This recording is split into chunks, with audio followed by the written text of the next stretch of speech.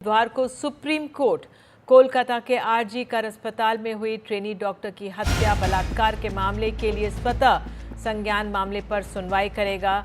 Supreme court पीड़िता के माता पिता की ओर से दायर एक अर्जी पर सुनवाई करेगा। अब आइए सीधे चलेंगे अपने सहयोगी आशीष भार्गव के पास। आशीष, आज ही खबर आई कि जो राज्य सरकार है ममता बनर्जी वो हायर कोर्ट में अपील करेंगी, लेकिन अब सुप्रीम कोर्ट ने स्वतः इस पे मामले पे संज्ञान लिया है। जी आशीष। देखिए, संज्ञान पिछले ये संज्ञान जो था वो पिछले साल लिया था सुप्रीम कोर्ट ने जब ये घटना हुई थी, और इस पर बहुत सारे डायरेक्शन भी पास किए थे। सुप्रीम कोर्ट ने सीबीआई को जांच पूरी करके चार्जशीट दाखिल करने के आदेश दिए थे। ट्रायल कोर्ट को भी कहा था कि जल्द सुनवाई करके फैसला सुनाए। इस बीच फैसला सुनाने से पहले जो डॉक्टर है, जो पीड़िता है, उनके माँ बाप सुप्रीम कोर्ट पहुंचे थे। वो पहले से इस मामले में इन्वॉल्व थे और उन्होंने कुछ संदेह जताया था सीबीआई जांच पर और कहा था कि दोबारा नए सिरे से जांच होनी चाहिए, ये अर्जी लगाई थी। लेकिन इस बीच ट्रायल कोर्ट का निचली अदालत का फैसला आ चुका है। उम्र कैद की सजा दोषी को हो चुकी है और ऐसे में सुप्रीम कोर्ट की जो सुनवाई है ये काफ़ी अहम होगी ऐसे मोड़ पर, जहां पर अब क्योंकि सजा हो चुकी है। अब सवाल ये है कि जिस तरह ममता सरकार हाई कोर्ट पहुंची है कि सजा को बढ़ाया जाए। निश्चित तौर पर सीबीआई भी अपील करेगी कि मौत की सजा इस मामले में दी जानी चाहिए। तो ये अब ऐसे में इस समय ये जो सुनवाई है ये काफ़ी अहम हो जाएगी और ये रुख देखना काफ़ी अहम होगा कि सुप्रीम कोर्ट का इस मुद्दे पर क्या रुख रहता है। जाहिर तौर पर एक पूरा ट्रायल चला है, एक पूरी इन्वेस्टिगेशन चली है, सबूत ट्रायल कोर्ट ने परखे हैं, तमाम गवाहों की गवाही हुई है, इसके अलावा जिरह हुई है, पूरा ट्रायल कंप्लीट हुआ है। ऐसे में सुप्रीम कोर्ट माँ बाप की जो अर्जी है उस पर क्या आगे कार्रवाई होगी, क्या सुनवाई होगी, क्या सुप्रीम कोर्ट इस मुद्दे पर अपना रुख रखेगा, ये काफ़ी अहम होगा ऐसे में। बिल्कुल, बहुत बहुत धन्यवाद। और ये मामला भी ऐसा था कि पश्चिम बंगाल ही नहीं पूरे देश में इस पर रोष देखने को मिला था। आइए आगे बढ़ते हैं। जानलेवा हमले के बाद मुंबई के लीलावती अस्पताल में भर्ती अभिनेता सैफ अली खान को आज छुट्टी मिल गई। सर्जरी के साथ ही इलाज पूरा होने के बाद आज उन्हें डिस्चार्ज किया गया। बीते 16 जनवरी को देर रात अज्ञात शख्स ने सैफ के घर में घुसकर चाकू से कई बार वार किया था।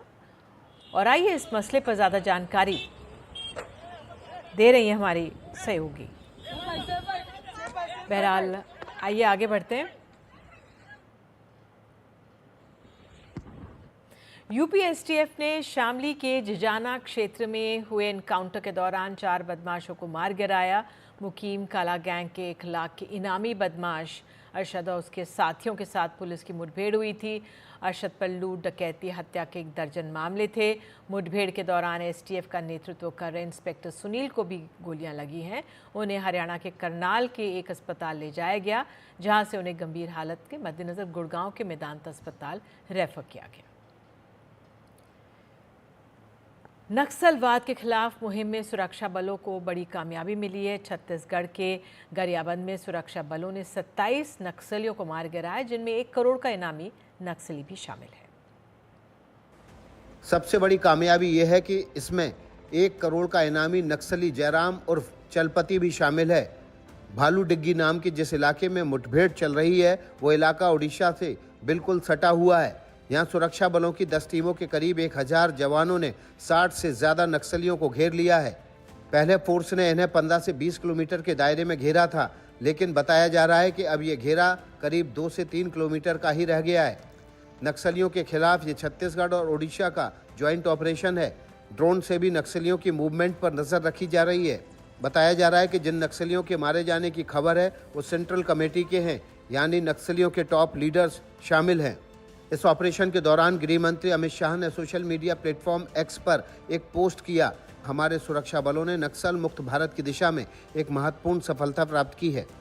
अमित शाह नक्सलियों की सफाई के लिए मार्च 2026 की डेडलाइन पहले ही फिक्स कर चुके हैं। दिल्ली के विधानसभा चुनाव में रामायण पर सियासी महाभारत शुरू हो गया है। आम आदमी पार्टी के संयोजक अरविंद केजरीवाल ने रामायण की एक कथा सुनाई, जिस पर बीजेपी आक्रामक है। हमारे हिंदू धर्म को अपमान करने की कोशिश अरविंद केजरीवाल द्वारा की गई, ये पहली बार नहीं है। ये अधर्मी लोग हैं।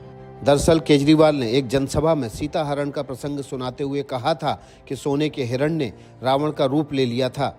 रावण आया सोने का हिरण बन के और वो रावण अपना वेश चेंज करके और सीता मैया का हरण करके ले गया। चुनावी सभा में भीड़ के आगे केजरीवाल दो गलतियां कर बैठे।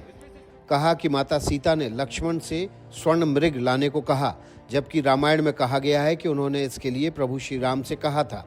केजरीवाल ने कहा कि रावण ने स्वर्ण मृग का रूप ले लिया, जबकि स्वर्ण मृग का रूप मरीच ने धरा था। केजरीवाल की इसी राम कथा पर हमलावर बीजेपी के नेताओं ने जब ये मामला उछाला तो केजरीवाल बचाव के लिए सामने आए और बीजेपी को रावण का प्रेमी बता दिया। पूरी भारतीय जनता पार्टी आज धरने पे बैठी है मेरे घर के सामने कि मैंने रावण का अपमान क्यों किया। पूरी भारतीय जनता पार्टी, इनको रावण से इतना प्यार है। इस खबर के साथ अभी के लिए इतना ही, लेकिन खबरों का सिलसिला एनडीटीवी इंडिया पर जारी रहेगा। नमस्कार।